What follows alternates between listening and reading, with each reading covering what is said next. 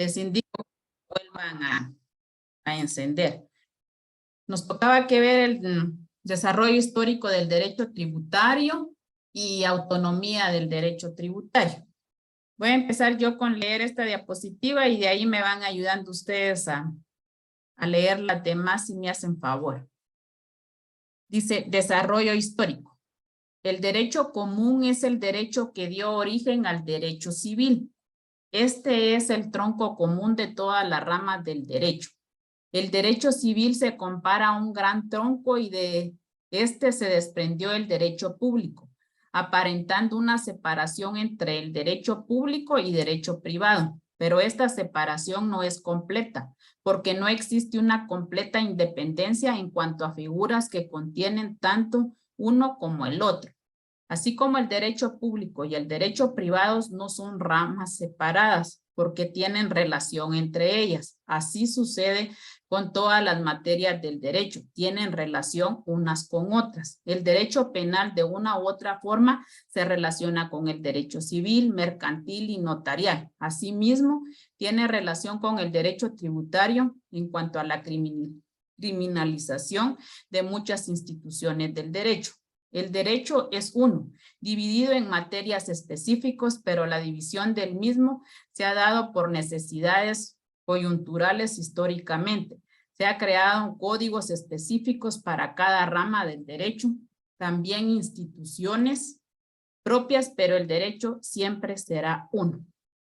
Ustedes no dejarán mentir que desde que iniciamos o desde que ustedes iniciaron a estudiar derecho siempre en todas vamos a ver su desarrollo histórico, cómo empezó a evolucionar en todas sus materias, en todas las clases que han recibido y si ustedes se dan cuenta, todas tienen relación. Derecho civil, derecho mercantil, derecho penal, derecho laboral, todas en sí tienen relación con todas las ramas del derecho. El derecho tributario se ve legalmente relacionado con el derecho financiero. Vimos el derecho financiero, o sea, cada etapa, igual que un desarrollo histórico, lleva por etapas, igual son las clases o las materias que hemos visto. Todas llevan una correlación, se empieza por un principio para terminar en un final, pero aquí vimos todo cómo en el derecho financiero vimos cómo era la creación de tributos, los impuestos. Aquí vamos a ver cómo se cobran, cómo se desarrollan, cuál es el procedimiento a seguir, pero el derecho tributario tiene relación con todas las ramas. Igual aquí dice que siempre y si ustedes mismos se han dado cuenta, es una evolución. Evolución, ¿por qué? Porque empezamos por pequeños escrituras, por pequeños documentos. Esto se fue plasmando hasta ser como la Constitución. Para hacer nuestra Constitución Política de 1985, ustedes no saben cuánto sesiones que hicieron la Asamblea Nacional Constituyente. Hay un digesto constitucional que contiene cada hoja, cada página para llegar a complementarla como es ahora nuestra Constitución. Lo único que hay cuestiones que sí se necesitan reformarlas, pero llegar a ese punto de querer reformar la Constitución, a muchos no les conviene. No conviene reformar nuestra Constitución, por eso no se han dado a la tarea de poder hacerlo. Se intentó una vez poder reformarla, pero se hizo la consulta y la mayoría votó que no. Entonces, siempre vamos a hablar de evolución histórica en cualquier materia. Ustedes ya este semestre es su último, pero igual en un examen privado siempre van a empezar por preguntarles su evolución histórica dependiendo la materia y especialmente en el ramo administrativo que son muchas leyes. A veces se enfocan también en preguntar cuestiones históricas y de acuerdo al desarrollo, cómo fueron evolucionando. Por eso siempre, en cada guía, siempre hay una evolución histórica, cómo se empezaron a crear la materia y especialmente esta, que es de tributos, porque es donde se pueden recaudar para así poder realizar el presupuesto para cada institución del Estado. Si alguien me ayuda a leer, yo no les quiero decir que el que quiera colaborar conmigo para leer esta diapositiva. Ya puedo leer. Desde el inicio de la humanidad tiende a vivir en sociedad y esta vida colectiva dio inicio a necesidades distintas a las que tiene el ser humano de forma aislada. Vemos así que cuando el ser humano decide integrarse a una colectividad, esa reunión de individualidades suponen diversos ideales comunes que primariamente son el de defenderse recíprocamente, crear normas de convivencia que regulan una interdependencia armoniosa y velar por su acatamiento, así como buscar el medio de resolver las controversias y castigar las infracciones con el mayor grado de justicia. Estos ideales dan lugar a las necesidades públicas.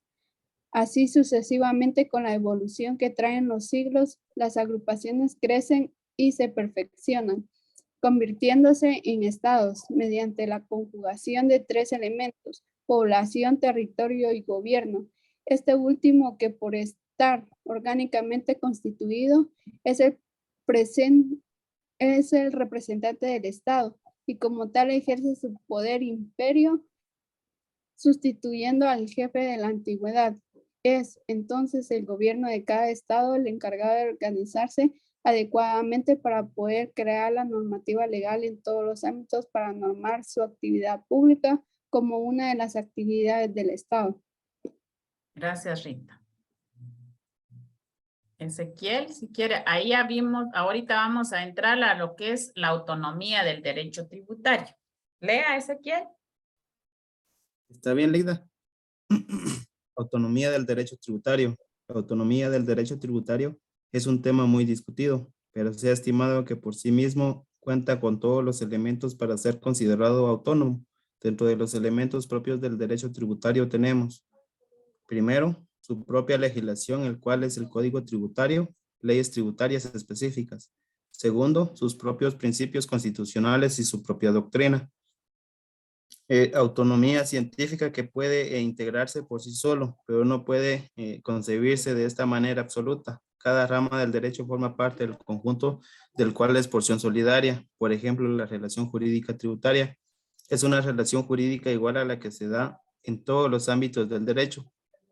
Contiene conceptos como deuda, pago, proceso, infracción y sanción, las que tienen igualmente significancia en todo el ordenamiento jurídico, por lo que no se puede hablar de autonomía completa del derecho tributario, aunque tenga sus propios principios y legislación, ya que se encuentra inmersa en el derecho general. Así tenemos diferentes clases de autonomía, entre ellas tenemos la autonomía didáctica, la autonomía científica y la autonomía legislativa.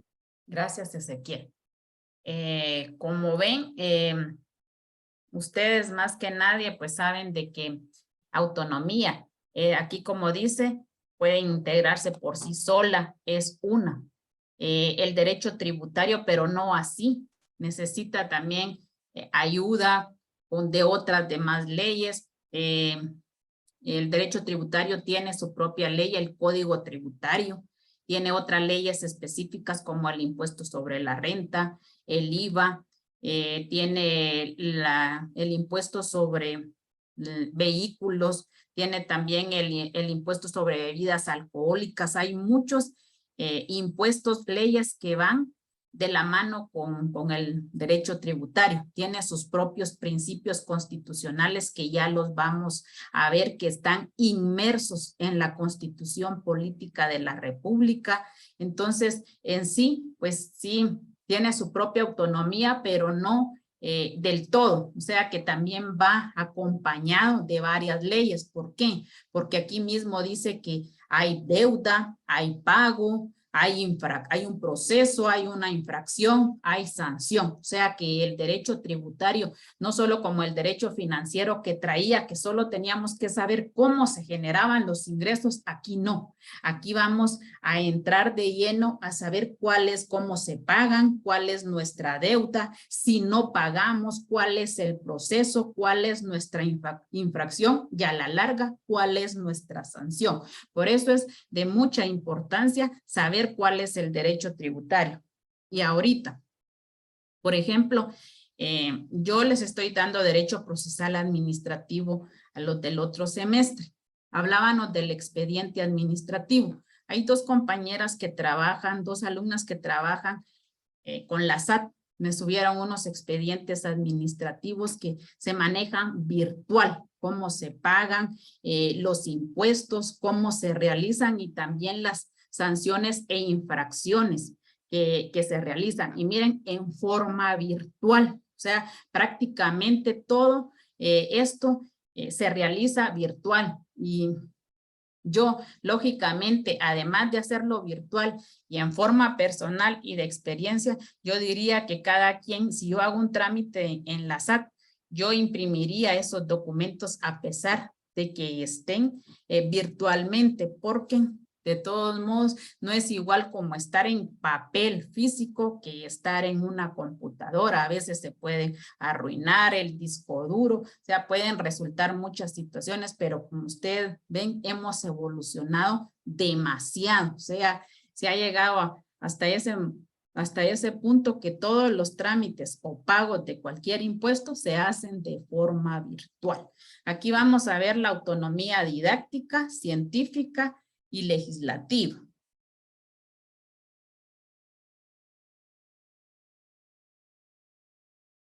Vero, si me hace favor de ayudarme a leer esta diapositiva.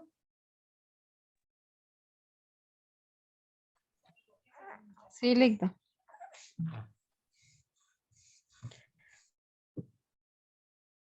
Autonomía didáctica. Se conoce como único fin las necesidades de orden práctico y de enseñanza teórica. Esto significa que la autonomía se obtiene desde que la disciplina, además de enseñar sus principios fundamentales, legales y doctrinales, pueden llevarse a la práctica y demostrar con hechos concretos y reales el supuesto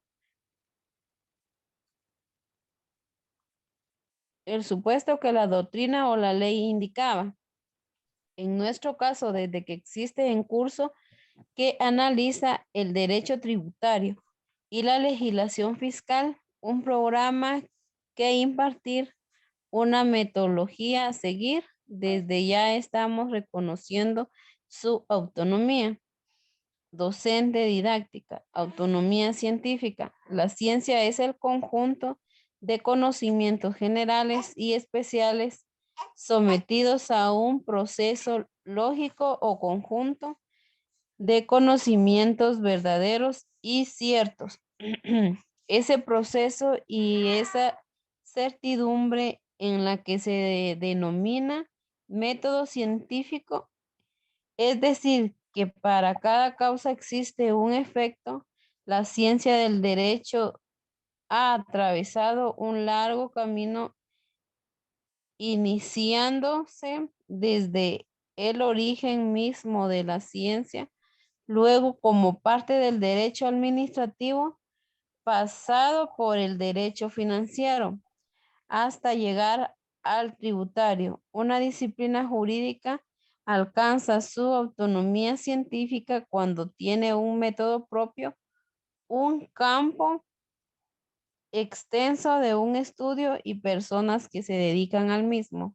Gracias.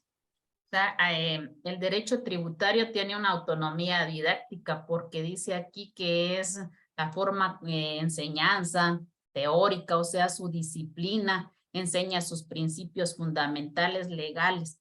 ¿Por qué? Porque para cobrar un tributo tiene que estar basado en una ley, conocer cuáles son sus principios, cuáles son sus procedimientos, cuáles son sus infracciones y cuáles son sus sanciones.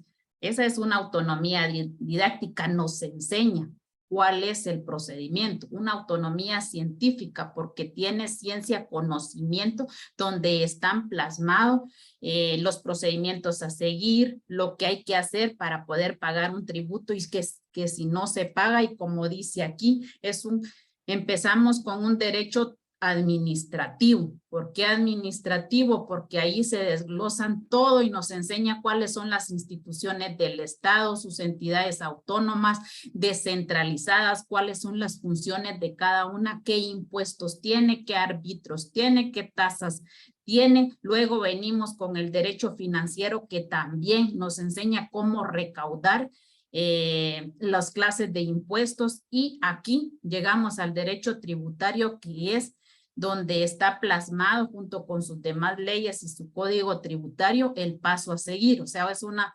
autonomía didáctica porque nos enseña, y científica porque está compuesta por un conjunto en un campo extenso de todo el conocimiento que tenemos que saber para poder desarrollar un procedimiento. Mariela, si me ayuda a leer la autonomía legislativa.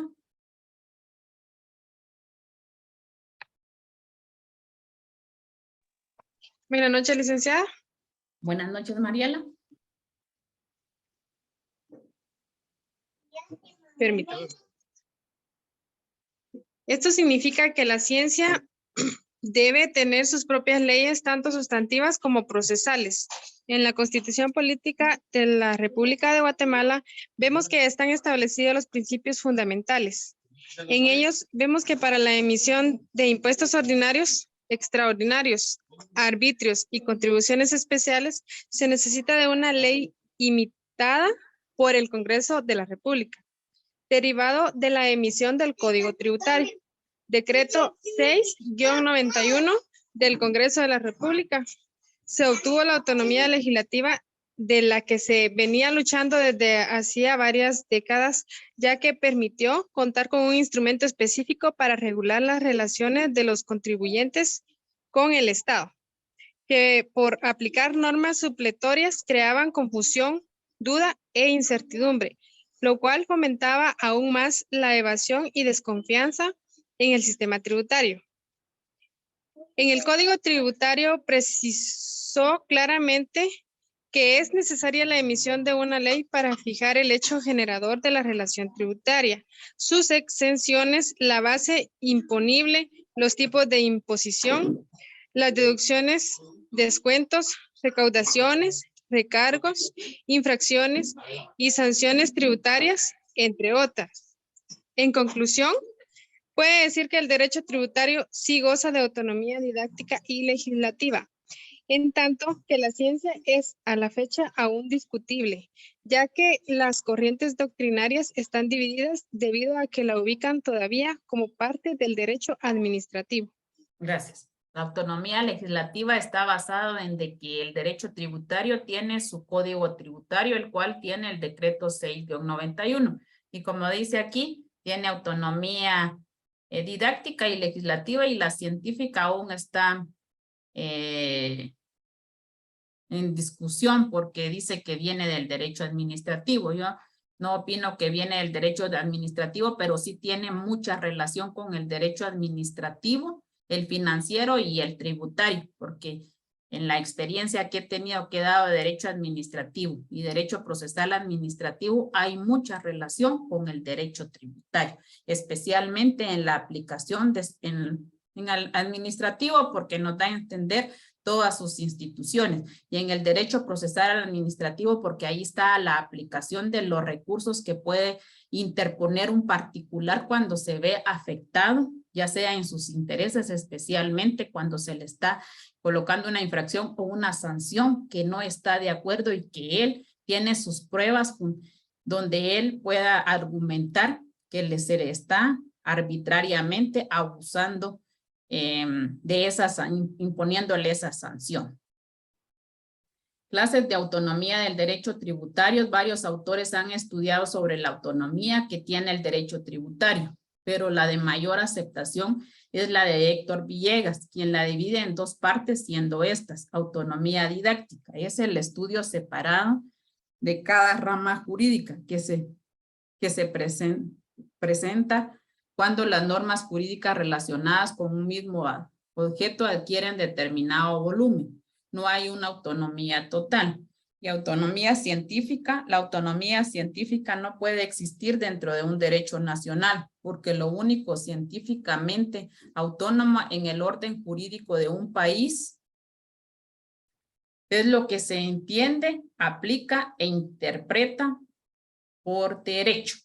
Aquí está todavía mejor ilustrado la autonomía del derecho tributario. Y si ustedes ven, Héctor Villegas es uno de los exponentes tanto de derecho financiero como de derecho tributario. Hasta un libro tiene que en conjunto están une las dos materias. Él dice que sí hay autonomía didáctica porque tiene que haber una rama, un estudio específico de una norma que está regulada, por ejemplo aquí el Código Tributario, y científico porque ahí se tiene que interpretar la autonomía o el orden o el procedimiento a seguir para así poder aplicar en los procedimientos.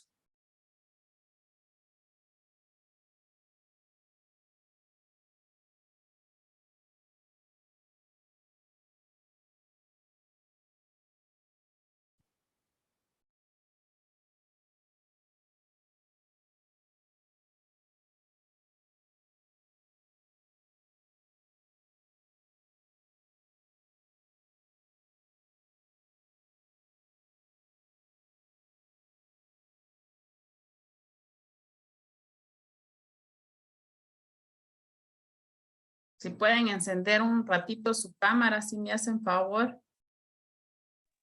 Ligda, fíjese que aquí donde estoy no hay luz. No importa, es que hay algunos que se van a ver nada más. Por ejemplo, ahorita miro a Ezequiel, si Vero me la pudieran, o es Mariela, alguien más que encienda su cámara. Tengo aquí enfrente a Noelia. Yo también la tengo encendida, licenciada. Ligda, yo no tengo energía eléctrica. Híjola. ¿Alguien más que la tenga encendida? Yo, licenciada. Yo le, pero usted en lo oscuro, no me mire. Nosotras también, licenciada. Ahí, quédense. Ahí, apáguenla.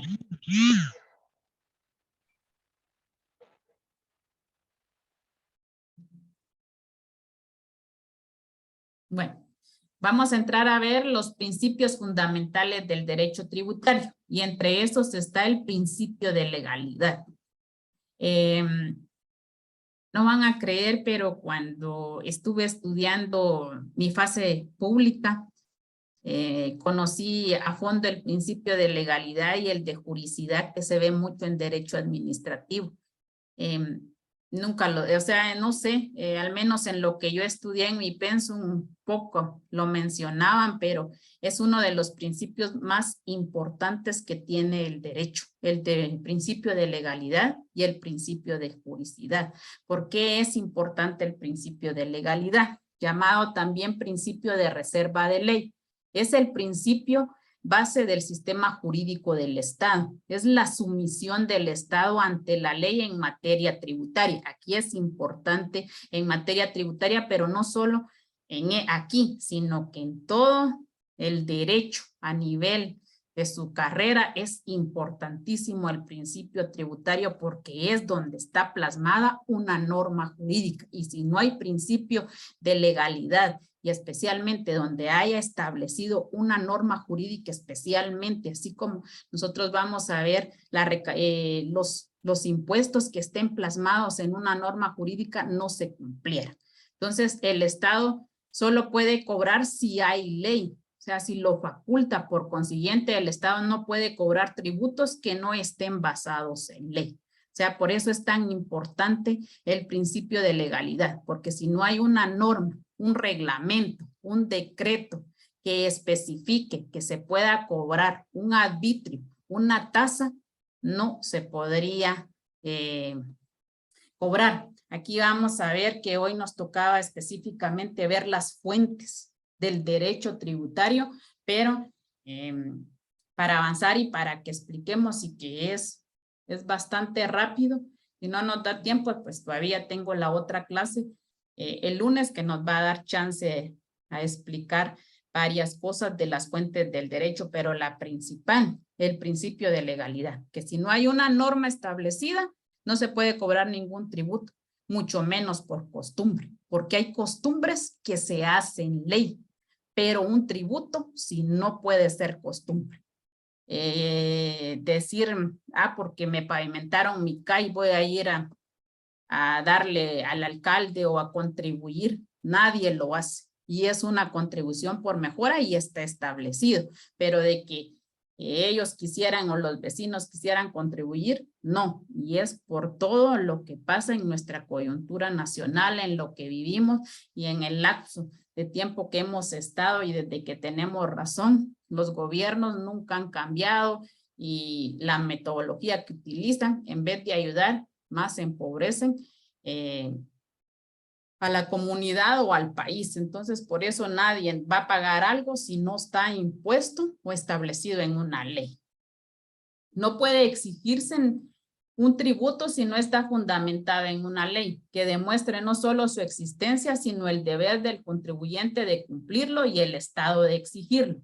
Es un principio de juridicidad, es decir, debe existir una norma jurídica previa que contenga determinado tributo. Este principio significa que no puede haber tributo sin previa ley que lo establezca y se apoya en la máxima Roma nuyo tribute sin lege para Ernesto Flores Zavala en su estudio Elemento de las finanzas públicas mexicanas indica que significa que los tributos se deben establecer por medio de leyes, tanto desde el punto de vista material como formal, es decir, por medio de disposiciones de carácter general, abstractos, impersonales y emanadas del Poder Legislativo.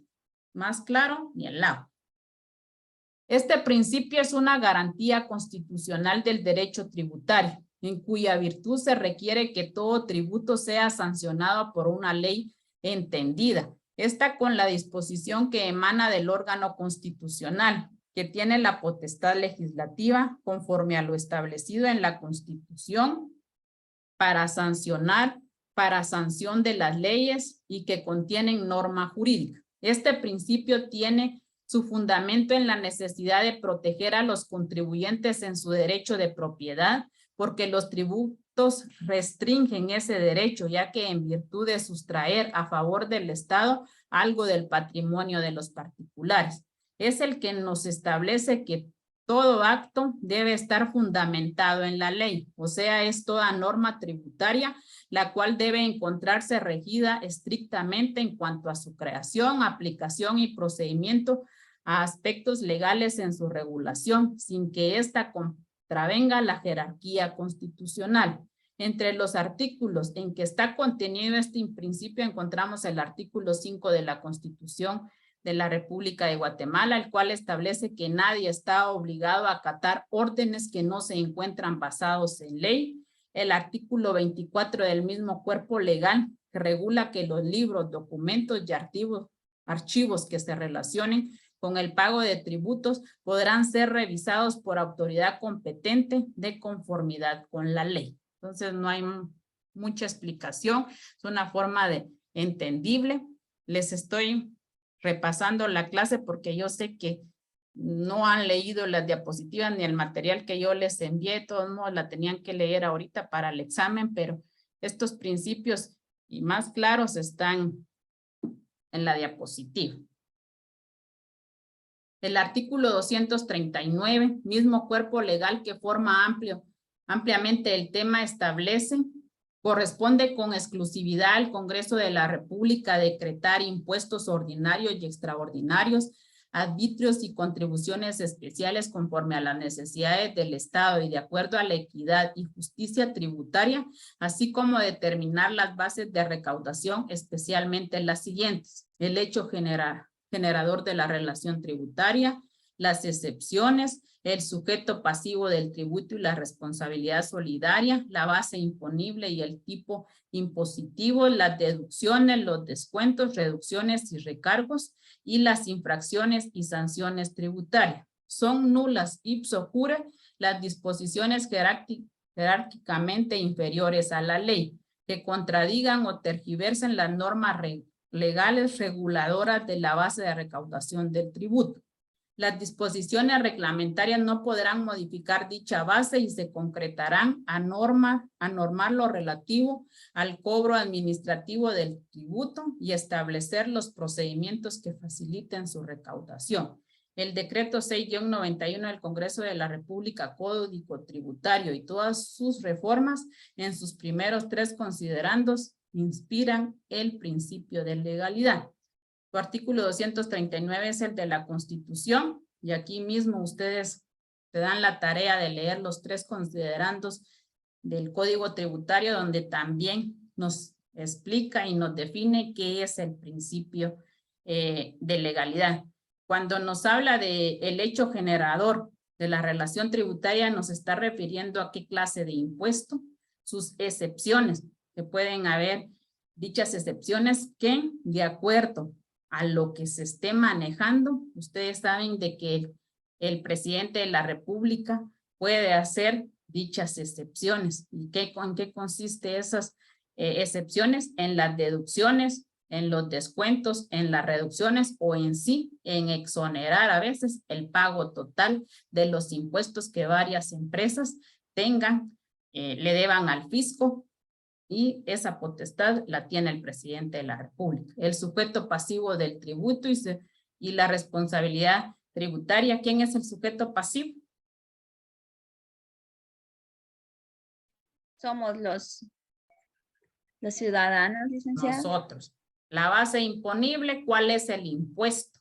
¿Cuál es la base imponible que tengo que pagar del impuesto sobre la renta? ¿Sobre qué base imponible van a hacer el descuento sobre el impuesto sobre la renta?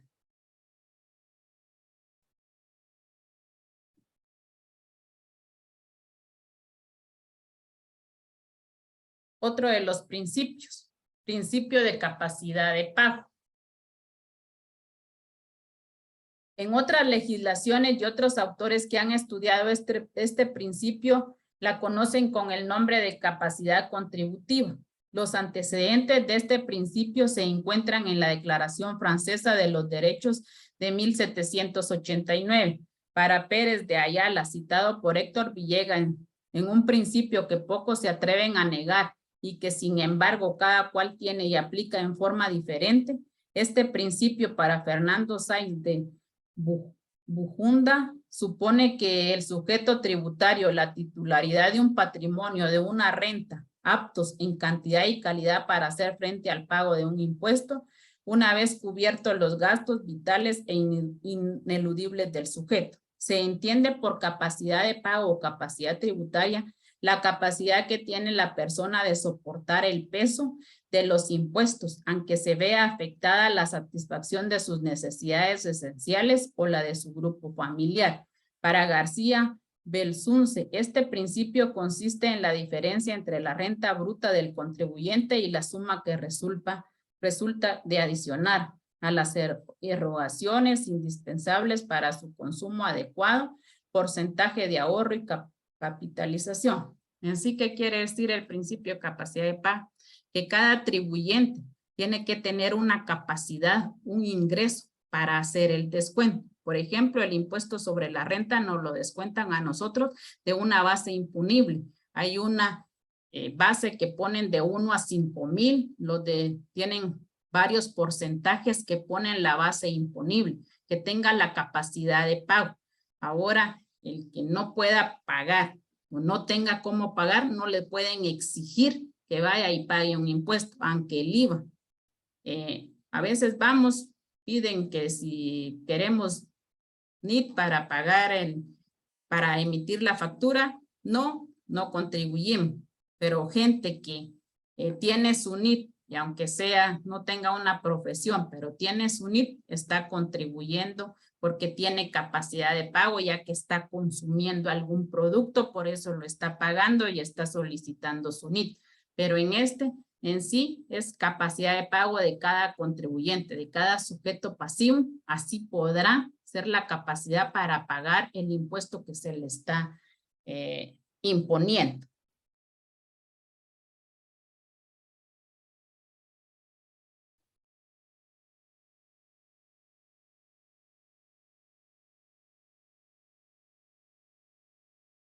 Este principio puede establecerse a través de los impuestos directos. Todo lo contrario sucede en los impuestos indirectos, en donde no se entra a considerar si el afectado está en la capacidad de pagar o no impuestos. Era lo que les estaba diciendo.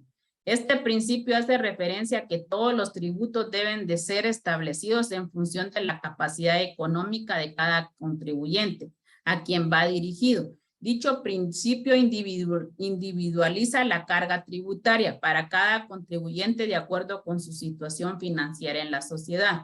Nuestra legislación le denomina como capacidad contributiva o capacidad de pago, establecido en el artículo 243 de la Constitución, el cual versa textualmente así: el sistema tributario debe ser justo y equitativo. Para el efecto, las leyes tributarias serán estructuradas conforme el principio de capacidad de pago.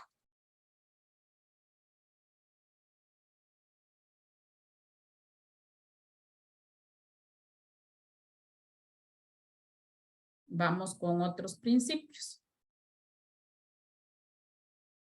Principio de igualdad.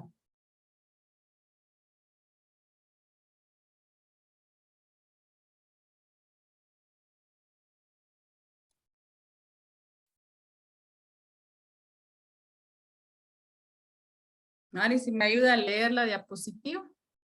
Y de ahí Axel lee la siguiente. Principio de igualdad. Este principio surge del precepto constitucional que señala que todos los habitantes son iguales ante la ley y que la igualdad es la base del impuesto y de las cargas públicas. Todos los ciudadanos deben colocarse ante el fisco en igualdad de condiciones para evitar arbitrariedades. Si dos personas están en iguales de condiciones, deben de ser tratados de igual manera. Esto no significa que paguen lo mismo, pues este principio no se refiere a la igualdad numérica que dará lugar a mayores injusticias, sino a la necesidad de asegurar el mismo tratamiento a quienes en análogas situaciones, con exclusión de todo distingo arbitrario, injusto u hostil contra las determinadas personas o categorías de personas.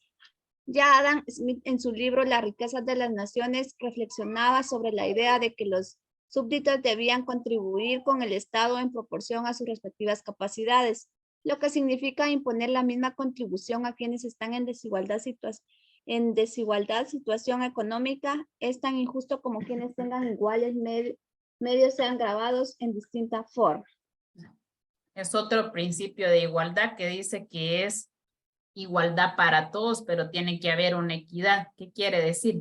Que si yo gano 6,000 y una persona gana 9,000, en la imposición del impuesto de la renta no va a ser igual. El que gana más va a pagar más impuestos sobre la renta que el que gana menos. Igual en el IVA. Si yo compro un mueble más caro, voy a pagar el IVA, o sea, el 12%, pero va a ser más que si compré un mueble de 1,000 y compró alguien uno de 3,000. O sea, es en esa forma igualdad. O sea, que va a pagar el que tenga más capacidad de pago en igualdad de condiciones, pero esto es en el sentido del que gane más, va a pagar más. No es que igualdad que si yo gano 6,000 y el que gana 9,000 va a pagar lo mismo. No. Lógicamente, el que gana más va a pagar más sobre cada impuesto. En eso es lo que se ve la igualdad en este principio. Axel. Para William Forge, el principio de igualdad es inseparable de la concepción democrática del Estado y recibió su primera formulación legal en el derecho público. Surgió de la Revolución Francesa por oposición al régimen de privilegios de la época precedente. Este principio se encuentra contenido en el artículo 4 de la Constitución Política de la República de Guatemala, el cual establece: en Guatemala, todos los seres humanos son libres e iguales en dignidad y derechos. Todos debemos pagar los tributos, pero atendiendo a nuestro estatus económico, ya que dentro de la igualdad todos somos desiguales. Este principio significa que las leyes deben tratar igualmente a los iguales en iguales circunstancias y consecuentemente que deberá tratar en forma desigual a los desiguales o que estén en desigualdad de circunstancias. Gracias, Axel. Otro principio, principio de generalidad. Este principio, tal como lo señala en su libro, el curso de finanzas de Derecho Financiero y Tributario, el profesor Héctor Villegas alude al carácter extensivo de la tributación y significa que una persona física o ideal se halla en condiciones que marca, según la ley, la aparición del deber de contribuir. Este deber debe de ser cumplido cualquiera que sea el carácter del sujeto, categoría social, sexo, nacionalidad, edad o estructura. Agrega además el autor que venimos consultando que en este principio se refiere más a un aspecto negativo que positivo. No se trata de que todos deban pagar tributo según la generalidad, sino que también debe ser eximido por privilegios personales de clase, linaje o casta, entendiéndose que el gravamen se debe establecer en tal forma que cualquier persona cuya situación coincida con la señalada como hecho generador del tributo debe de quedar sujeta a él. O sea, es general. Aquí no hay clase social, no hay clase media, pobre, tiene que ser igual, no hay distinción de sexo. Lo único es que en nuestra actualidad y en nuestro país eso no se da, porque ustedes están conscientes de que se favorece a veces a gente que tiene más recursos. Un problema grande que yo tuve en cuanto estuve en servicios públicos fue que gente pobre llegaba a pagar su servicio de agua, su servicio de drenaje. Pero no vaya a ser don fulanito que tenía las maletadas de dinero porque se iba a quejar con el alcalde que le estaba yendo a cobrar el agua, que le cobraba esto. Siempre, el que tiene más, siempre alega más, discute más por lo que le están tocando la bolsa. Gente que criticó mi desarrollo dentro de la Oficina de Servicios Públicos siempre fue gente pudiente, gente que tenía dinero y que se molestaba porque no quería seguir los procedimientos administrativos. Y ahora, gracias a Dios, ya que me han dado la oportunidad de dar administrativo y derecho procesal administrativo, me he dado cuenta cómo es que se tienen que formar los expedientes administrativos. Sin saberlo, estuve de formar varios expedientes administrativos, los mandaba al juzgado de asuntos municipales que ahorita, en la actualidad, que yo dejé ese cargo, les dejé esa tarea a los patojos y en esa municipalidad no hay ningún expediente administrativo. Y vean ahí la capacidad que se puede tener en cuanto a la experiencia, en cuanto al profesionalismo, pero desgraciadamente a veces eso no importa.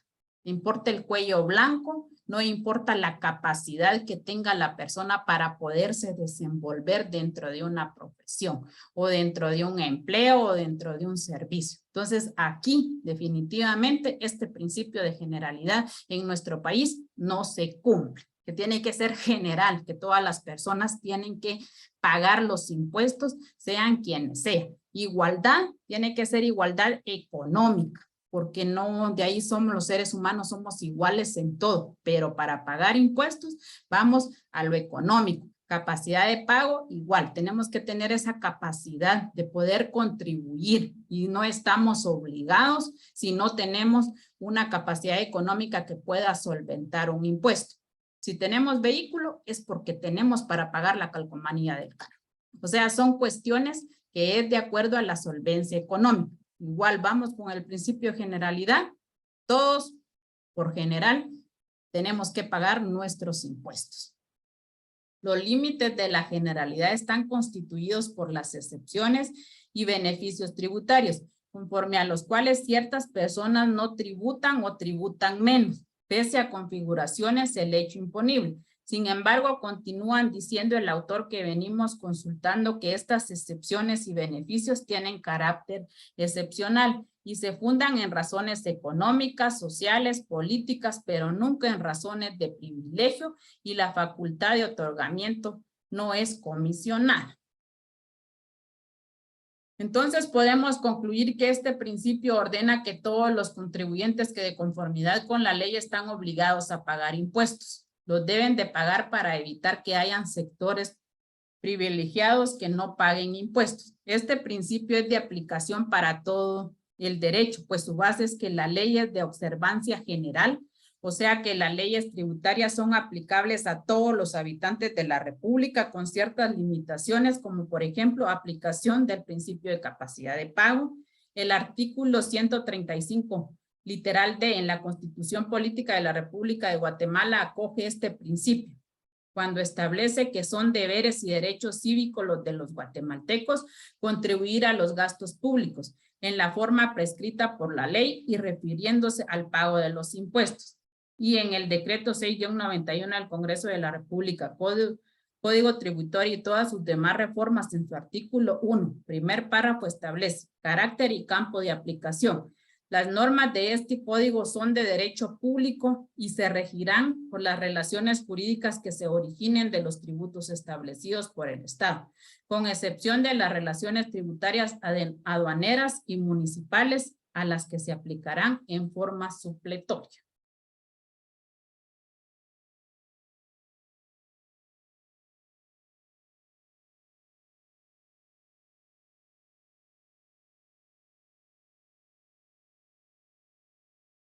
Vamos a ver lo que teníamos que ver el lunes que ustedes gozaron de descanso.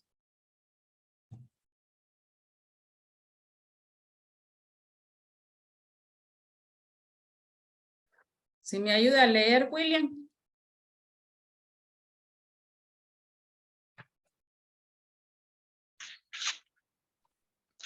Principio de proporcionalidad. El artículo 4 de la Constitución Política de la República señala: en Guatemala todos los humanos son libres e iguales en dignidad y derechos. El hombre y mujer, cualquiera que sea su estado civil, tienen iguales oportunidades y responsabilidades. Ninguna persona puede ser sometida a servidumbre ni a otra condición que menoscabe su dignidad. Los seres humanos deben guardar conducta fraternal entre sí. Este principio tiene relación estrecha con el principio de capacidad de pago, pero se diferencia en que el principio de proporcionalidad establece que el deber de la población de contribuir a los gastos del Estado no debe inferir con derecho de propiedad y que por lo tanto los tributos no deben ser confiscatorios de los bienes del contribuyente. Cada contribuyente cumplirá con su deber constitucional de pagar tributos sin que estos atenten contra su derecho de propiedad. ¿Qué le entiende a ese principio, Will? Es que digamos que como todos los principios abarcan, digamos, de una manera particular, pero se enfocan en lo general, o sea que debe haber una proporcionalidad de pago de acuerdo a la capacidad de cada contribuyente, porque no le van a exigir a alguien que venda sus propiedades o algo para pagar. Por eso dice que no debe atentar contra el derecho de la propiedad, sino de acuerdo a cómo generen, así tienen que ir pagando. Gracias. Ahora vamos a ver el análisis. Ese fue el último principio. Entonces, los principios fundamentales del derecho tributario, ¿cuáles son, Mari? Dijimos que era, en primer lugar, el de legalidad. Uh-huh. Luego seguiría este que vimos ahorita, el de la capacidad de pago. Ahí había otra también. ¿Sí? Muy bien. Ajá. El de la proporcionalidad. Uh-huh. El de... Ay, no me recuerdo. Igualdad y generalidad. Son los principios que son de derecho tributario. Y ahora vamos a ver el análisis de estos principios dentro de la Constitución, porque van ligados con la Constitución.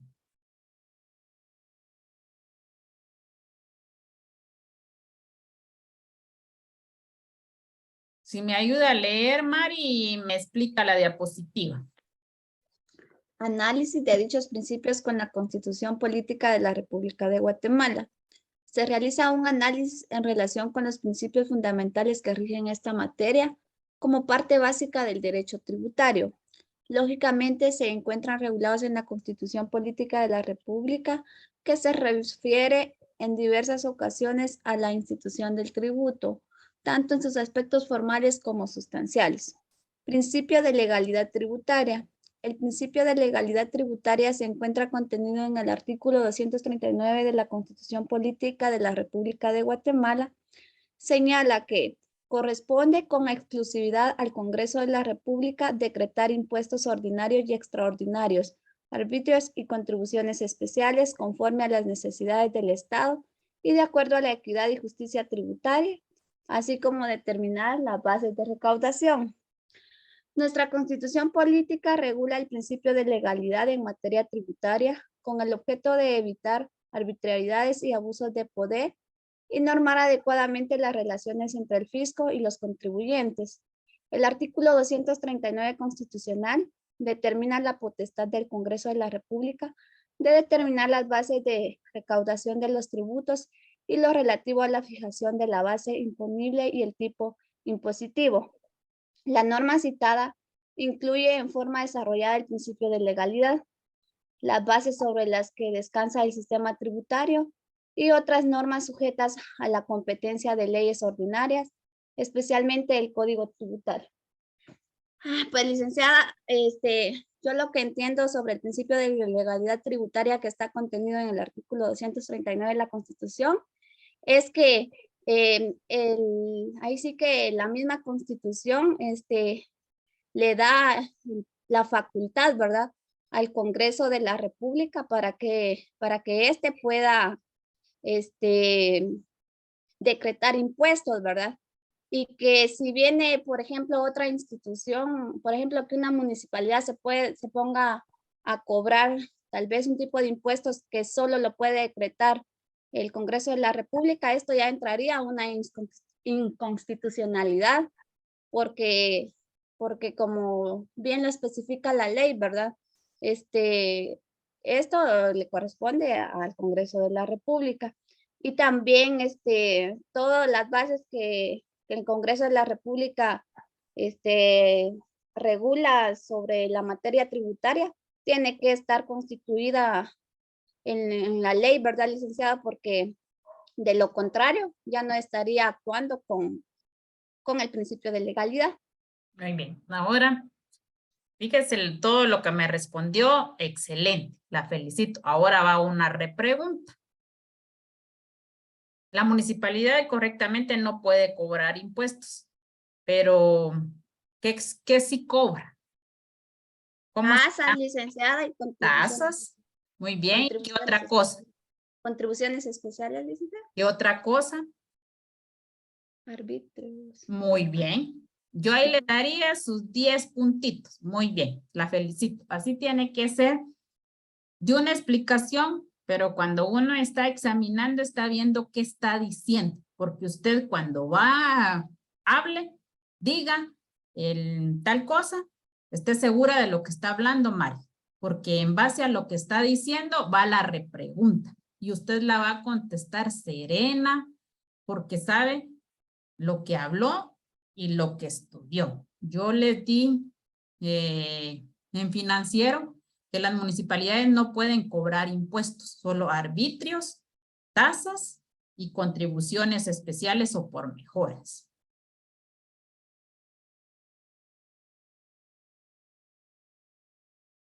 El principio de legalidad ha sido ampliamente analizado en la jurisprudencia de la Corte de Constitucionalidad de Guatemala, siendo un ejemplo de lo anterior lo siguiente. La potestad tributaria se refiere a la atribución otorgada constitucionalmente a los diferentes niveles de gobierno, quienes podrán crear, modificar, suprimir, exonerar tributos y asimismo obtener coactivamente el cumplimiento de la obligación tributaria, la que garantizada por el Estado constitucional. La reconoce únicamente como facultad exclusiva del Congreso de la República de Guatemala y consagrada constitucionalmente en el artículo 239 del texto supremo.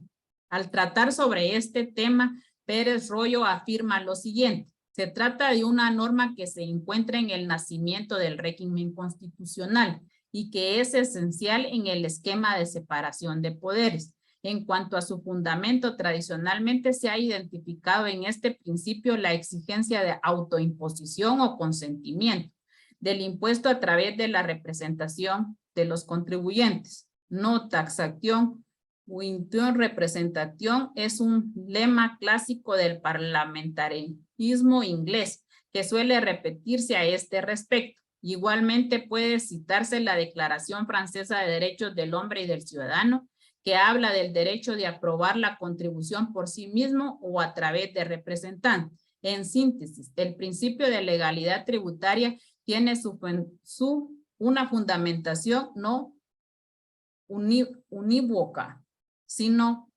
plural. O sea que definitivamente desde el principio les dije que el principio de legalidad era la base fundamental en el derecho tributario, porque todo tiene que estar plasmado en una norma para que se pueda hacer cumplir. Inclusive el poder legislativo lo tiene el Congreso de la República de poder crear, modificar, suprimir, exonerar tributos. ¿No? Así también les dije que el presidente de la República, en una de sus atribuciones de la Constitución Política de la República, tiene la facultad también de exonerar tipos de impuestos, pero el principio de legalidad es uno de los principales del derecho tributario, que si no está plasmado un tributo dentro de una norma, no se puede exigir el cobro de dicho impuesto. Vicente, no sé si está por ahí.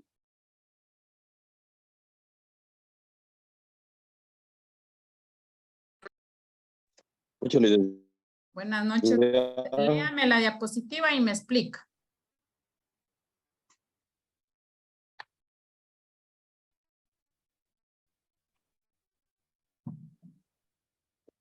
Va, solo permítame, voy a aclarar un poco más de señal. Entonces, ¿sabe qué?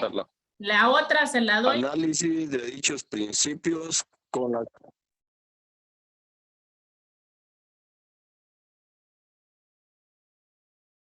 ¿Sí me escucha, licenciado? No, si quiere, mire, pues, no sé dónde está, si no está ubicado, si quiere, se lo voy a dar a Agustín y me lee usted el siguiente principio. Va, está bien. Va. Agustín. ¿Me escucha? Sí. Va. Léamela y me explica, Agustín. ¿Cómo? Disculpe. Lea la diapositiva y me explica. Principio de capacidad de pago. Sobresale el principio de capacidad económica de amplia tradición en el ordenamiento constitucionales en el derecho comparado. Se puede señalar como la regla básica en la distribución de la carga tributaria. Se refiere a la tributación según la capacidad económica como objetivo al cual sirven de manera instrumental los restantes principios o criterios de justicia del sistema tributario. De lo anterior se colige que otros criterios o reglas constituyen derivaciones del principio fundamental de la tributación según la capacidad económica del contribuyente. Es relevante afirmar que el principio de capacidad de pago tiene íntima relación con el principio de igualdad, porque es lógico que de acuerdo a este último principio, la medida de la tributación sea la capacidad económica del contribuyente.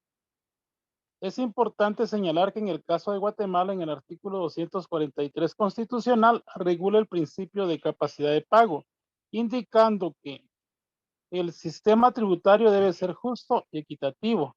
Para el efecto, las leyes tributarias serán estructuradas conforme al principio de capacidad de pago. La Corte de Constitucionalidad de Guatemala también se ha pronunciado ampliamente ante el principio de capacidad de pago.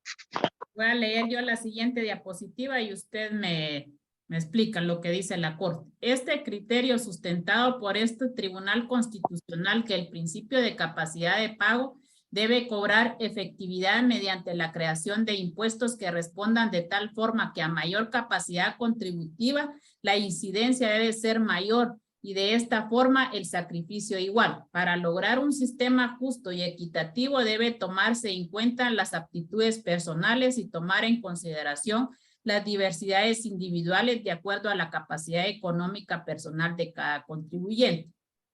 Para esto, el legislador debe de fijar los parámetros que que hagan efectivo este principio que limitan el poder tributario del Estado, utilizando tarifas progresivas que establezcan tipos impositivos mínimos y máximos, y a la vez establecer excepciones que excluyan de la tributación a determinados sujetos y a determinados montos como mínimos vitales. Y también debe de contemplarse en la ley de la depuración de la base imponible, excluyendo del gravamen los gastos necesarios para poder percibir la renta. Al respecto, también se debe indicar que el principio de capacidad de pago tiene como presupuesto la personalización del mismo. ¿Es su opinión, Agustín? O sea, de que la pedrada tiene que depender del objeto al que se le esté tirando. Ajá. De manera de que no se le puede exigir lo mismo a todos, sino que tiene que ser de acuerdo a su capacidad. Sin embargo, yo considero que el problema ahí está en establecer los criterios. O sea que tienen que ser criterios muy bien estudiados para que realmente cumpla su finalidad. Por eso habla de la personalización del mismo. Eso es lo que yo pienso. Vale. Gracias, Agustín. Si ustedes se dan cuenta, vimos primero los principios fundamentales, cada uno explicado en su diapositiva. Y si ustedes se dan cuenta, aquí entramos al análisis constitucional de cada principio. Y si se están dando cuenta, en cada principio estoy dando un párrafo donde ha presentado la Corte de Constitucionalidad qué significa o que da apoyo a este principio en aval con la Constitución Política de la República. ¿Qué quiere decir esto? Que es un conjunto de principios, por eso se dice fundamentales del derecho tributario, porque va de la mano con nuestra Constitución. La norma superior está sobre todas las leyes. Algo que se me vino ahorita a la mente vimos que es la capacidad de pago, la capacidad económica. ¿Qué pasa con el boleto de ornato? ¿Cómo se cobra el boleto de ornato? Que ahora está de acuerdo a impusieron un amparo de que no se quitara el impuesto, el arbitrio, pero la Corte falló que no es obligatorio estar exigiendo el boleto de ornato. Pero, ¿cómo se cobraba el boleto de ornato?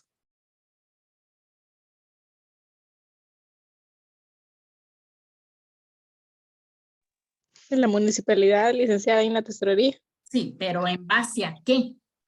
Licenciada, si Diga. yo bien recuerdo, en base a lo que ganan. En base a la base imponible.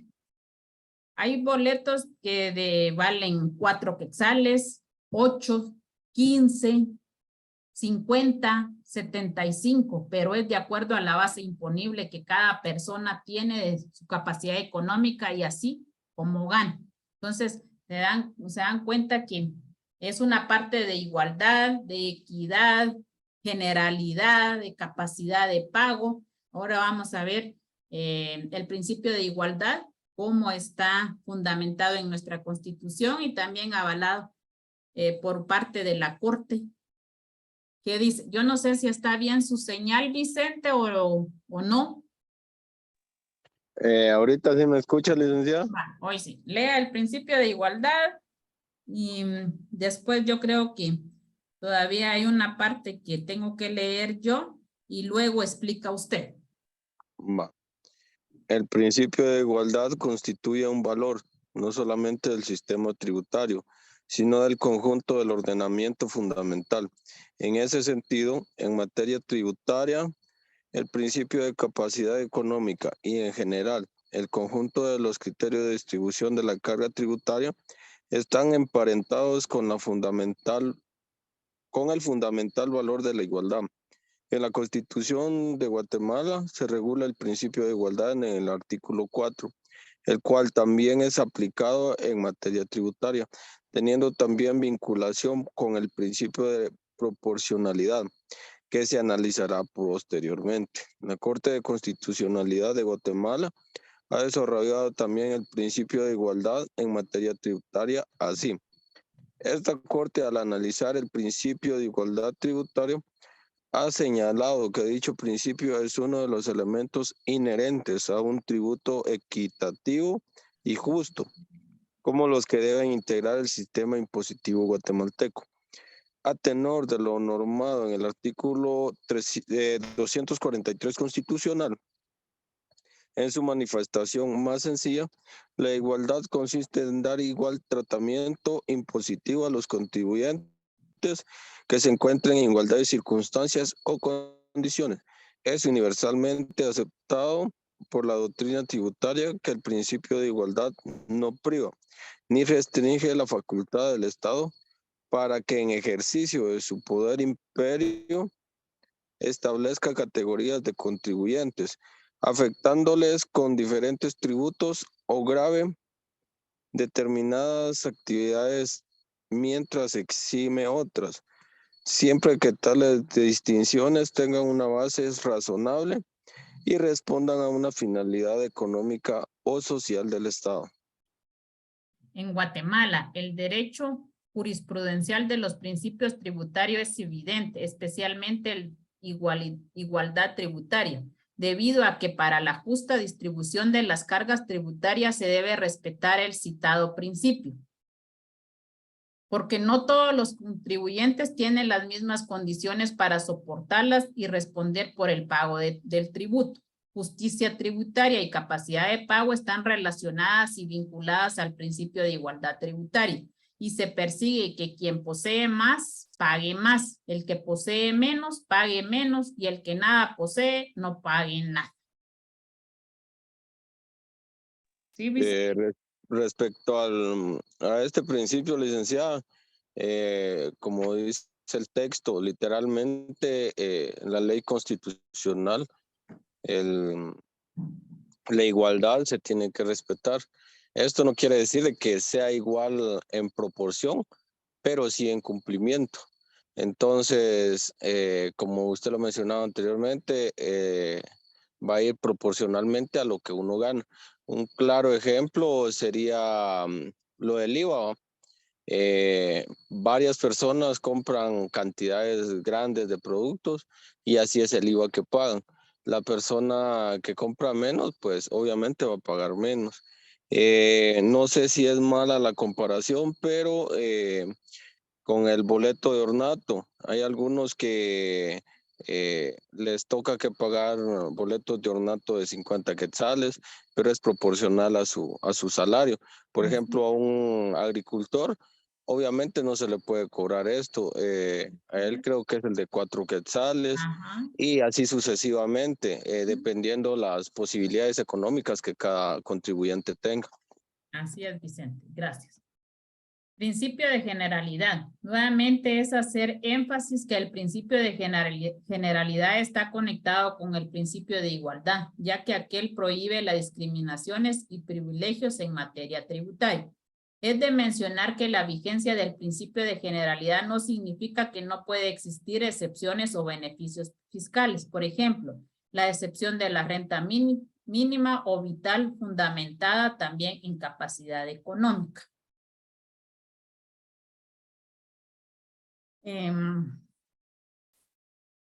Por ejemplo, hemos estado hablando de capacidad de pago, de igualdad. Ustedes saben que a veces en cuanto a las tasas que se cobran en la municipalidad, a veces lo que menos contribuye la gente o se le olvida es ir a pagar el servicio del agua. Espera que vayan los cobros, notificaciones de cobro para poder llegar a hacer el pago. Hay gente que se le va la deuda hasta las nubes, tal vez no por olvido, sino que por alguna enfermedad, utilizaron el dinero, en fin, que se les olvidó ir a pagar el servicio del agua. El consejo puede facultar al alcalde para hacer este tipo de rebajas, no en total, pero sí un 50%, un 25%, pero en el tiempo que yo estuve de servicios públicos, el consejo le otorgó la facultad al alcalde de poder ese tipo de estas rebajas, o inclusive el mismo reglamento podía dar convenios de pago. ¿Qué pasó con esta nueva administración? Los asesores que tenía este nuevo alcalde no querían permitir eso. No querían que hubieran rebajas, que lo único que se podía hacer, y es cierto, y lo que está establecido en el Código Municipal es que las únicas que se pueden rebajar son las multas. Estoy de acuerdo, pero ustedes saben de que la gente está acostumbrada de que si han habido rebajas o han hecho excepciones con las demás personas, para mi criterio tenían que seguir en la misma postura, pero ellos se agarraban de que no, de que solo estaba facultado para en el Código Municipal, que el alcalde lo único que podía hacer son las rebajas de las multas. A mi criterio yo le decía al alcalde que lo pusiera en una balanza, porque la gente estaba acostumbrada que si tenía 2,000 de agua, al menos pagara 1,500 y que de esos 1,500 fuera a abonar por pagos. Si él iba a quitar de un solo eso y todavía traer el antecedente que él en sus mítines de campaña decía que no iba a cobrar el servicio del agua y estar en este sentido, quitar esto iba a ser un problema. ¿Qué les digo? Que con esto quiere decir que también aquí la municipalidad es una institución autónoma del Estado y en cuanto a sus tasas que cobra, también se pueden hacer estas excepciones, salvo de acuerdo a la administración o a los asesores que tenga el alcalde, lo puede seguir haciendo o bien lo puede quitar porque ellos, como les decía y con toda la razón, se basaban en que solo el Código Municipal decía que podía hacer las rebajas únicamente de las multas. E inclusive, ahorita que se llegan las multas que se hacen por las sanciones que colocan los de la PMT, se pueden hacer las rebajas, pero ni a eso quieren hacer el trámite respectivo para que se les hagan las rebajas. Entonces, cada administración es independiente, cada administración, o de acuerdo a los asesores, asimismo se manejan las contribuciones, los impuestos, cómo se van a la capacidad de pago de cada persona, de igualdad, de generalidad, para que vean que también aquí en la municipalidad van enfocados muchos estos principios y de forma general. Ezequiel, si me ayuda a leer esta diapositiva y luego me da su opinión.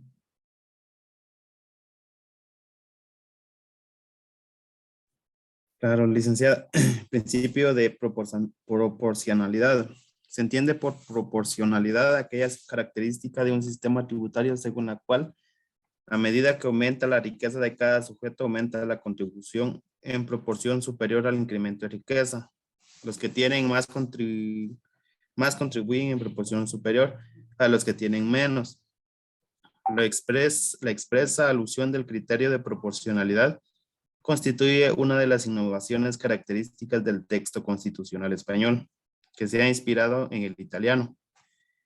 Dicha mención no suele aparecer, en cambio, en los restantes ejemplos de derecho comparado y estaba igualmente ausente de nuestros anteriores textos constitucionales, desde los del siglo pasado hasta la Constitución de 1931. Se trata de una circunstancia lógica, puesto que la proporcionalidad es un fenómeno ligado al desarrollo de los sistemas tributarios contemporáneos, que asignan a la hacienda pública una función redistributiva. Este principio también ha sido estudiado y analizado en diferentes sentencias de la Corte de Constitucionalidad de la República de Guatemala en forma atinada. Así, para lograr un sistema justo y equitativo deben tomarse en cuenta las aptitudes personales y tomar en consideración las diversidades individuales del acuerdo a la capacidad económica personal de cada contribuyente. Para esto, el legislador debe fijar los parámetros que hagan efectivo este principio que limita el poder tributario del Estado, utilizando tarifas proporcionales que establezcan tipos impositivos mínimos y máximos y a la vez establezcan exenciones que incluyan la tributación a determinados sujetos y determinados montos. Lo que en algún momento usted estaba comentando, que así que las contribuciones deben, o los tributos deben ser pagados de acuerdo al tipo de economía que tengan las familias. Lo que usted hacía referencia, que por ejemplo los señores concejales en conjunto con el alcalde municipal pueden fijar una tarifa para que las personas pues puedan pagar ahí sí que es lo que deben con la municipalidad respecto al agua. Lo pueden hacer por tarifas, como usted lo estaba comentando, con tal de que estos pues contribuyan al 100% con lo que tienen que contribuir. Gracias. También en cuanto a la proporcionalidad es la base imponible de acuerdo a los sueldos que nosotros como funcionarios públicos ganamos. Así pagamos nuestro boleto de hornasto, nuestro impuesto sobre la renta. También es importante rescatar y ver de que en general pues la contribución tributaria depende básicamente de la capacidad económica, de la igualdad, del principio de legalidad. Y si ustedes han visto, todos los principios van relacionados y fundamentados en nuestra Constitución para que no haya, inclusive, se dieron cuenta que hasta fallos de la Corte de Constitucionalidad hay, donde aprueba estos principios. Y lo más importante, que todo impuesto, tasa, debe de estar establecido en una ley. Un ejemplo claro fue que yo no estuve de acuerdo desde el principio que se hizo el reglamento de agua potable y alcantarillado aquí en el municipio, porque para empezar, el reglamento estaba basado en contadores y aquí no tenemos. Lo único bueno que yo le veía a ese reglamento, pero que dieron en el grito en el cielo las personas pudientes de aquí de Mataquescuintla, fue que tenían tarifas. Que, por ejemplo, los car wash consumían agua, tenían que pagar 100 mensuales. Los establecimientos abiertos al público, si tenían 5 locales, los 5 locales tenían que pagar, no me acuerdo si 40 mensuales por cada local. Y si una persona tenía 5 locales, ponía el grito en el cielo que no quería pagar 40 quetzales por cada mes por estar utilizando el servicio. Pero si en los 5 locales tenía sanitario, estaba utilizando medio canon de agua. Entonces se fueron en contra de ese reglamento. Me llegaban a sacar a mi madre a cada rato, un montón de situaciones, pero fue una tarifa impuesta y si ustedes lo vieron, estaba de acuerdo a la capacidad económica de cada persona. Si tienen un negocio, tienen capacidad económica para pagar un servicio, pero aquí no, igual fue en los establecimientos abiertos al público. Se hizo el reglamento, la gente hizo un gran escándalo y se había hecho con la intención de regular todo tipo de negocio que hay aquí en el municipio. ¿Por qué?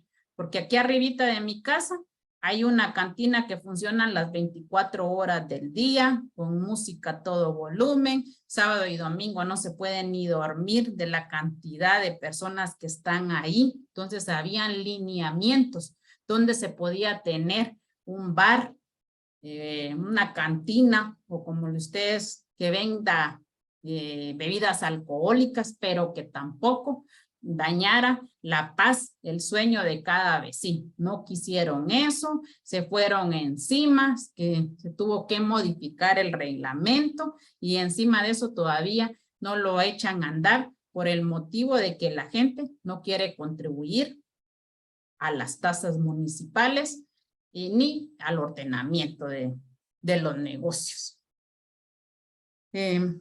Vamos a dejar la clase ahí. Vamos a ver el lunes las fuentes del derecho tributario y vamos a empezar con la interpretación e integración del derecho tributario. Nos da tiempo, por eso les di todo esto de corrida de las clases que no les había dado, porque inclusive tengo 2 clases donde vamos a dar la interpretación e integración del derecho tributario. Entonces el lunes me da tiempo para que terminemos las fuentes y empecemos la interpretación tributaria. Entonces, nos vemos primero Dios el lunes, pero antes de que cerremos ahí, quiero tomarles una foto a los que están todavía en la clase. Va a pegar otro flashazo, dice usted. Van. Si me hacen el gran favor, si pueden encender su cámara, patojos, disculpen.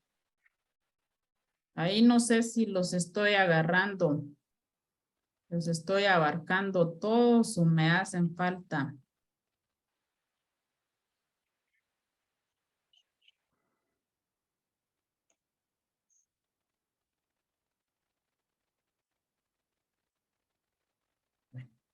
Ahí están, les agradezco muchísimo. También les quiero agradecer mucho a las personas que estuvieron pendientes de mi salud, me escribieron, me hablaron, les agradezco muchísimo y nos vamos a seguir viendo. Primero Dios el lunes, ya voy a estar otra vez con ustedes siguiendo con las clases. Feliz noche. Gracias, licenciada. Feliz Feliz noche. noche, Feliz noche. Feliz noche. Feliz noche.